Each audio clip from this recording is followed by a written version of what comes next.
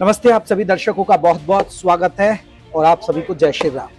अब मैं जय श्री राम आपसे क्यों बोल रहा हूँ, दरअसल मैं बात राम मंदिर को लेकर करूँगा। जय राम मंदिर बना, बीजेपी का बड़ा सपना था, हिंदू संगठनों का बड़ा सपना था, भव्य राम मंदिर बना।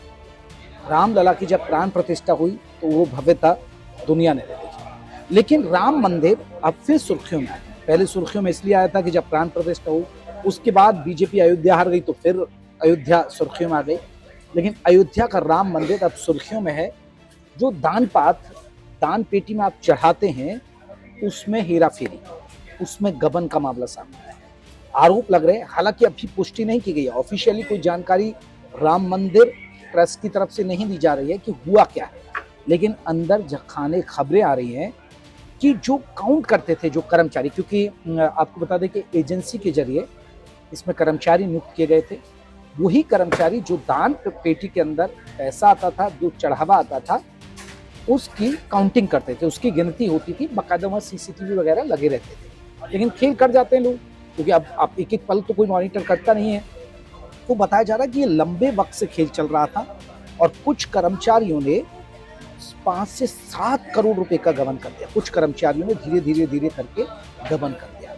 कुछ कर्मचारी को तो ऐसे भी नाम सामने आ रहे हैं जिन्होंने उस पैसे का इस्तेमाल अपने रुतबे के लिए किया। किसी ने बताया जा रहा कि भागवत कथा कराई, वहाँ बहुत दिल खोल कर पैसा उस आदमी ने लुटाया।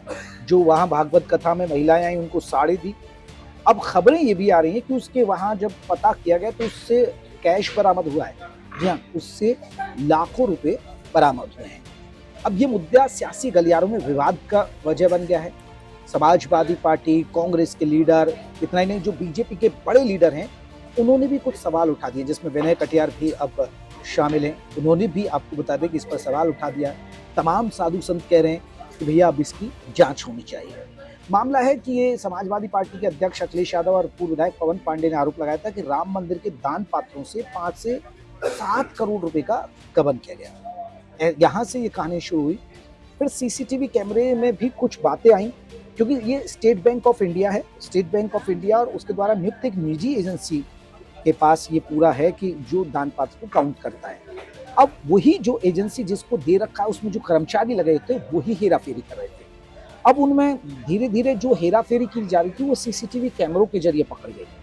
अब आंतरिक ऑडिट में भी बताया जा रहा है कि जो महासचिव है चंपत राय, उन्होंने भी स्पष्ट किया कि ट्रस्ट और एसबीआई के प्रतिनिधि समय समय नियमित ऑडिट करते हैं। उन्हें किसी बड़े गबन के दावे को वो निराधार बता रहे हैं, क्लियर नहीं कर रहा है।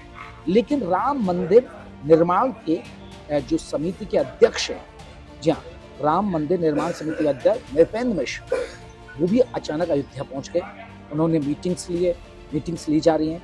बताया जा रहा कुछ बीजेपी के लीडर्स ने पीएमओ को पत्र लिखा है और पीएमओ ने भी इसमें दखल दे दिया है।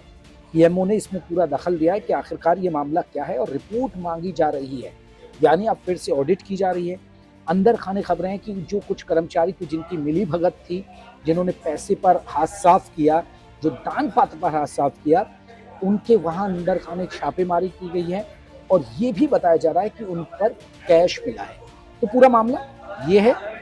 एक एजेंसी है, राम मंदिर में जो चढ़ावा आता है, उसके जो कर्मचारी हैं वो उसकी नियमित गिनती करते हैं, सीसीटीवी कैमरे लगे रहते हैं, लेकिन वो उनको कहीं ना कहीं धूल झोंक कर वो अपना काम धीरे धीरे करके पैसा निकाल रहे थे, जिसमें बताया जा रहा है कि 5 से 7 करोड़ रुपए का गबन का दावा किया जा रहा है।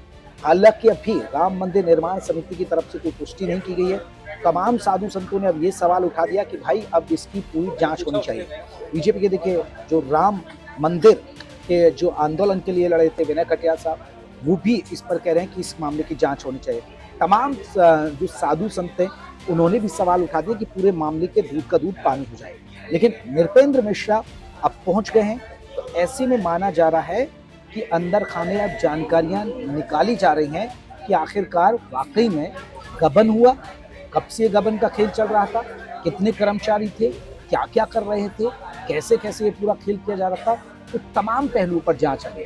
लेकिन जब से ये मामला सामने आया, उसके बाद सवाल उठने लगे। सवाल इसलिए उठ रहे हैं कि आखिरकार ये खेल क्यों हो रहा था, क्या वजह है और क्यों इस पर नजर रखी नहीं जा रही थी। ये राम मंदिर निर्माण समिति क्या कर रही थी, ऐसे कैसे खेल हो सकता है। तो बहुत सारे सवाल हैं और उनके जो चीजें हैं वो जनता के सामने आनी भी चाहिए।